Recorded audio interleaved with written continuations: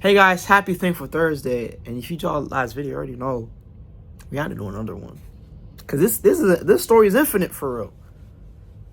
Manga theory and practice. Here he called Rocky. We could talk about character design, but I'm gonna keep it simple. Music. Let me keep it super quick. I think music. They said, I remember watching a video. They're like, music is the one thing that exists in this universe that doesn't need permission to touch your soul. Everything else needs permission. Everything. Like, even like thinking about the spiritual realm and spirits and ghosts and demons, whatever. They all need permission to touch you. Music does not need permission. The beat, you mad. Hands folded, beat plays. Feet tapping. Head nodding, back and forth, like, it's real. And I think of Nintendo. Them boys got it. Music conveys so much, even animes. Dread, fear. Like, I think of Hunter x Hunter. When Gon going crazy because of Kite, and you hear the violins screeching, and it sounds like they're scratching, but they're not. It's not vibrato. It's I forget the technique it's called, because I used to be in a band. We don't talk about that. But questions for later. Story for later. Yes. Story for later, my little one. But just hearing the scratch of the violins reflects the intense screech of Gon's soul and his emotions, with his anguish, frustration, and anger. And then I would say another OST that's really good. Oh my goodness, y'all know desert themes in video games, just bangers. Like, I think of the Molduga from Breath of the Wild, Tears of the Kingdom. There is a Agrabah from Kingdom Hearts. It's another game. Prince of Persia. Those are good. Those are really good OSTs, I'm not gonna lie. I would say really good for that. And obviously anime OSTs for characters, their main themes. I think it's really important. Music design, like, I think of for example, Bucciarati from JoJo Part 5. His literally theme has zippers in it. Crazy. And Mob from Mob Psycho has a kazoo. Yes, he has a kazoo in his character theme. And hearing that and everything like that, I was like, bro, like, some of these animes, they have actual English singers for some of their main character themes, like Ichigo. That's iconic, bro. You got to see the scene. Number one. Let me not spoil by accident, unintentionally. But yeah, I think and because music is not only subjective but very flexible and fluid, I think of the very strongest OST from One Piece, and how it sounds like at the beginning, like a ballad, shaking of jewels or coins, or like a horse trotting down path. Sounds like two military commanders about to wage in a duel, horseback, or jousting. And it's just jousting, maybe think medieval. And it's just like, yo, you feel the intention and stress of that scene. I think another good OST is from Dragon Ball Z. I want to say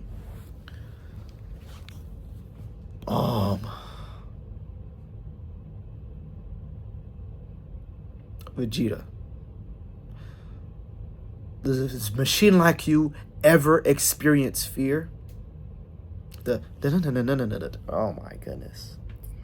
And then obviously the hyperbolic time chamber. Oh my god. And obviously Gohan transforming, whether it's the Japanese, makes me feel like oh my god, I gotta watch Dragon Ball in the Japanese, because this is gonna really feel like a mystical adventure for real. And then whether it's the Gohan in Super Saiyan 2 Japanese or English, Goku Super Saiyan 3 one was just, I literally cannot remember it in my head right now. I don't know why I cannot remember Super Saiyan 3. Obviously Future Trunks. The Broly movie, where they had rock music, 2009. The early 2000s Dragon Ball AMVs. I mean, the mid to late 2000s Dragon Ball AMVs. Kryptonite. Yeah. Oh my, in the end, for Gohan, oh my goodness, bro. The Broly ones were crazy. They went stupid. And the future Gohan, I can't lie to myself. I can't talk. Oh my goodness, bro. Linkin Park and Dragon Ball Z is literally a match made in heaven, bro. That's why Sparky Zero pissed me off, man.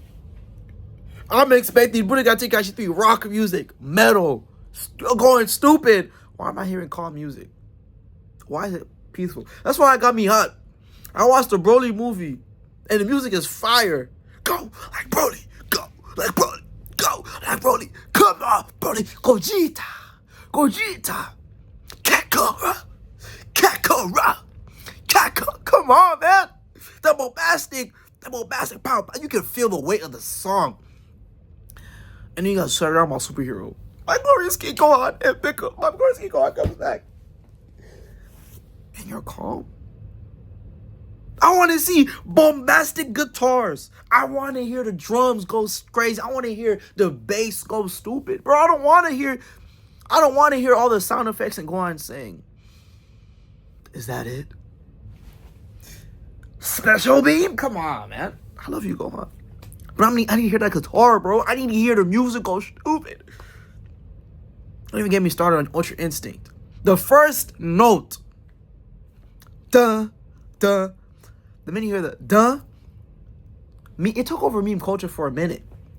That era, 2018, 2019, you couldn't go nowhere without hearing all that. Duh. That first note, iconic. If you hear that first note, you know what's going on. But yeah, music and storytelling says a lot about a character. I think Dragon Ball did a great job of showcasing, like, yo, music is storytelling. Like Demon King Piccolo, Totally Not Mark talked about it. Demon King Piccolo, had OSTs that changed depending on his variant. When he was old, wrinkled, OST was evil but sinister, slow. When he got Dragon Balls to rejuvenate his youth, fast, vibrant, strong, powerful. Piccolo has the same vibe. Piccolo Jr. has the same vibe but twisted. And then he talked about how Zamasu and Goku Black have two different themes. And then when he fused them, he's like, I wish the anime, they fused their OSTs. And then when he got Zamasu corrupted, merged Zamasu corrupted, then you've got fused Zamasu with the Patarangs corrupted. Then you have that same merged OST between Goku Black and Zamasu. You corrupted and like distorted it a little bit to make it that evil, sinister sound. And I'm just like, man, I didn't realize how much sweats were in the lab for real. But Japan released a sweat.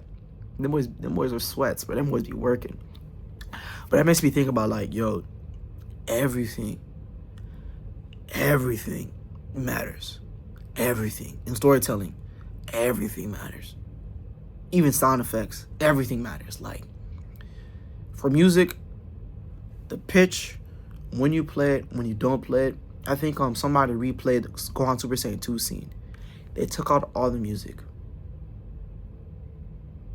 And it's just, you're sitting in silence with the bird chirping. And I'm just like, chills. Because sometimes, some scenes, you need silence to tell a part of the story. I didn't talk about that in the other video about movies and games, because sometimes silence is the same as having sound. Like horror games, there's a creepy, evil, nauseating music. There's a different sounds that goes on, or people moving. But imagine you're waiting for the jump scare to come, and it's no sound.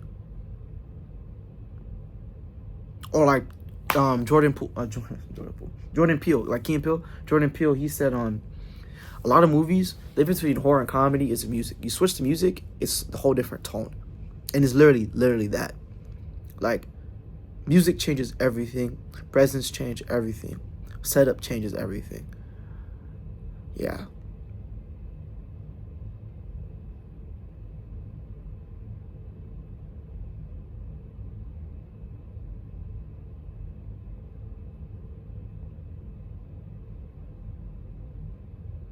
Yeah, I'm sorry. I just got lost in that because I was thinking about a scene I saw today of a comedy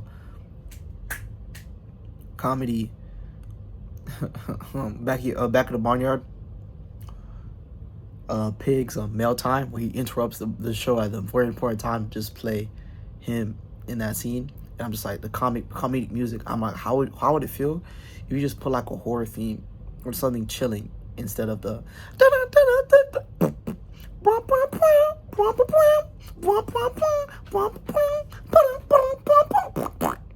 literally that's how the song literally feels like. But yeah, I'm yapping. What do you guys think? How you feel? Again, I love this stuff. Like, I'm not gonna say I live, eat, and breathe this stuff, but I love this stuff because it's very telling. And I think one of the biggest things, man, if I could live for a very, very, very long time, like 150, I would do something extraordinary with all these things. But we'll have to see if I live that long. Let me know what you guys think about the video. Have a good one, and God bless.